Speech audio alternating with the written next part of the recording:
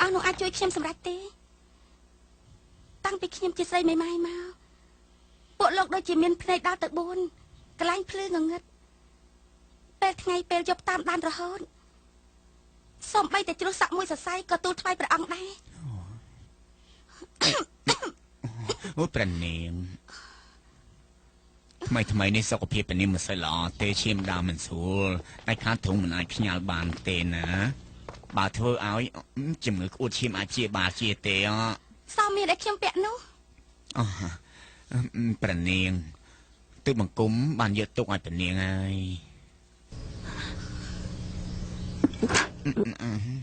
សោមានខ្ញុំនេះគឺជាជីវិតខ្ញុំអ្នកណាក៏មិនអាចប៉ះវាដែរនេះជាព្រះរាជបញ្ជារបស់ព្រះអង្គយល់ទេទូលបង្គំយល់ហើយ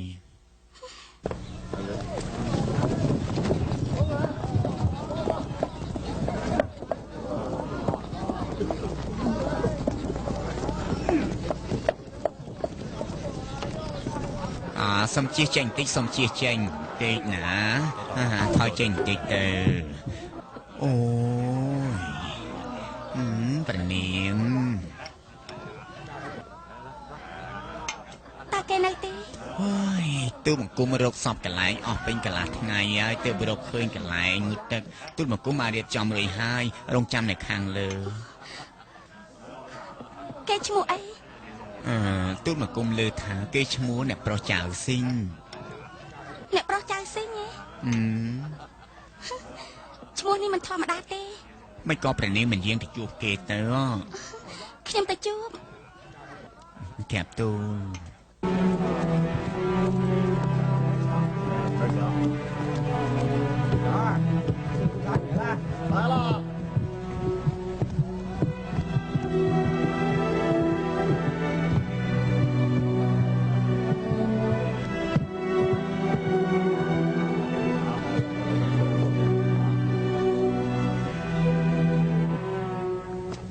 គឺអ្នកប្រុសចៅស៊ីងមែនទេ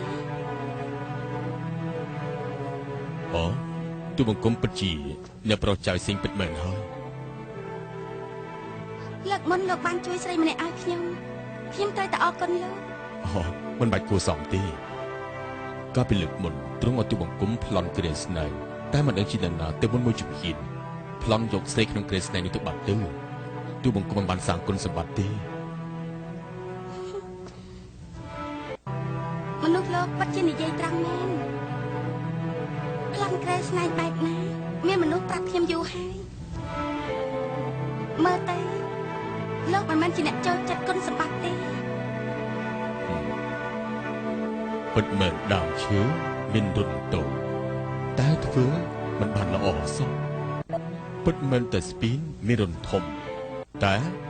ចង្កេះមិនអាចបាក់នេះជាគម្ពីរសាងជីវិតរបស់អ្នកប្រុសចៅស៊ីងខ្ញុំហើយ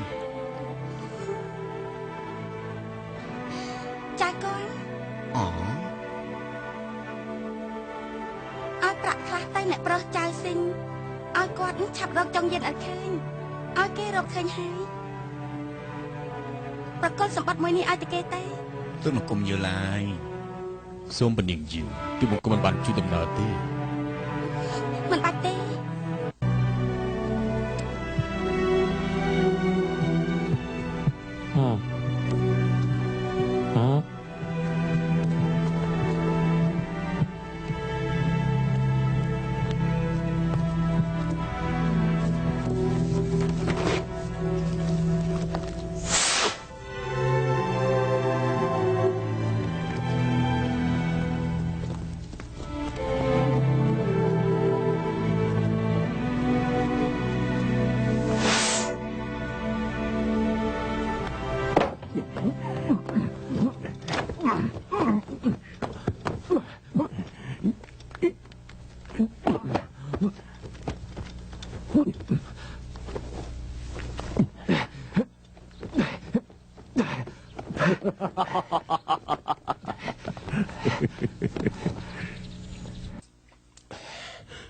ឲ្យមក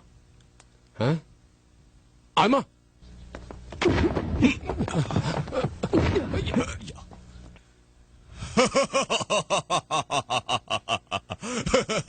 នេះយកទៅ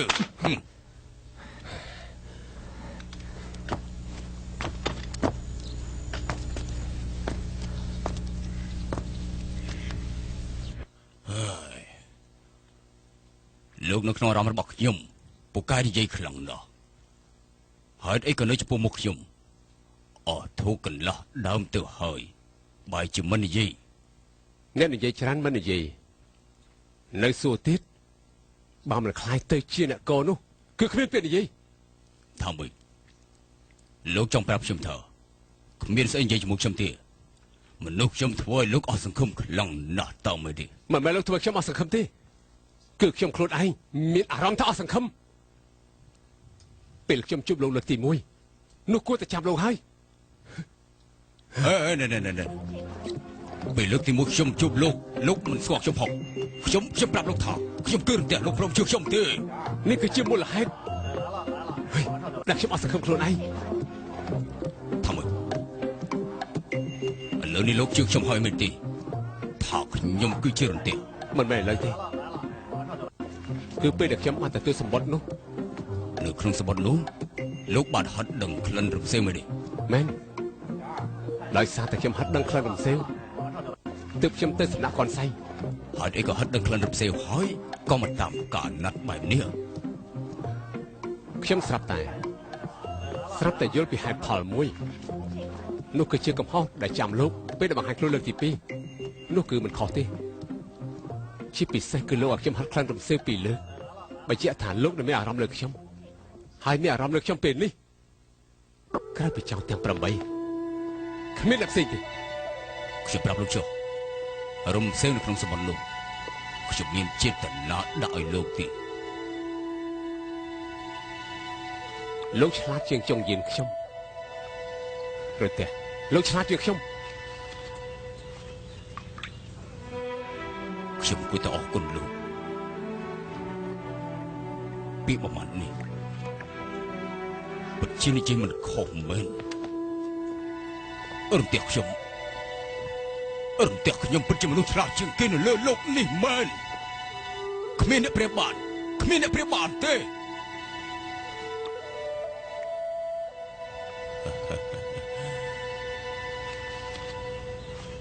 វិជាគុណលោកខ្លាំងមែនទេមិនក៏លើនេះលោកមិនរត់ទេ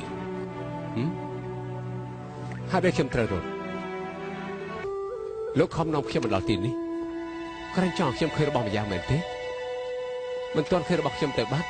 លោកអាចសប្បាយចិត្តទេប្រកាសជាមិនសប្បាយចិត្តហើយមែនទេក្រោកឡើងយ៉ាងម៉េចលោកក្តាប់ឱកាសបានហើយឆាប់រត់ចេញភ្លាមលើខ្ញុំមិនទៅបើដល់ពេលដែលលោកចង់ទៅមិនទាន់ពេលទៀតទេហេតុអីចុះមកតាមខ្ញុំមក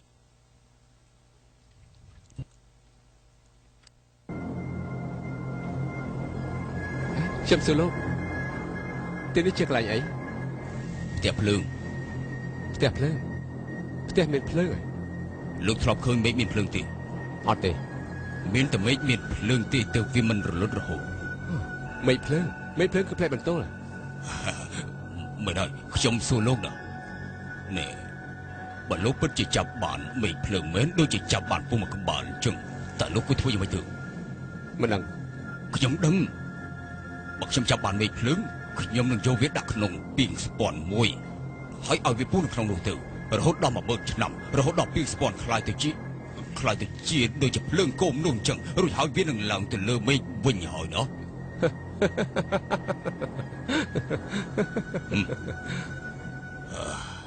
លោកមើលទៅនេះជារបស់ស្អីនេះគឺសេះឈើមែនទេសេះឈើមែនទេ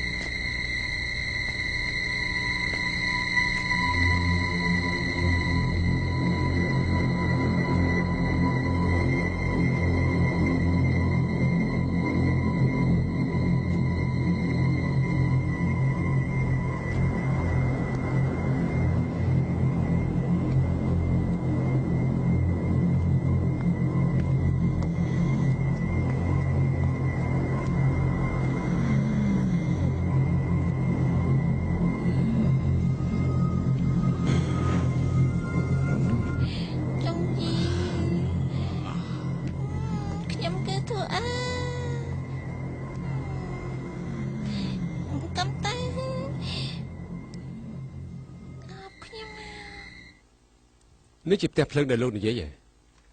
ត្រូវហើយខ្ញុំចង់ប្រាប់លោកថាបន្តិចទៀតលោកមើលផ្ទះភ្លើងរួចហើយលោកប្រកាសជាស្លាប់លោកគិតយ៉ាងម៉េចទៅ ខ្ញុំចេញពីក្នុងបាវរបស់លោកមកនោះលោកសម្រាប់ខ្ញុំមិនបានទេ ខ្ញុំប្រាប់លោកមួយទៀតនៅលើខ្លួនរបស់លោកខ្ញុំបានដាក់រំសេវរួចហើយ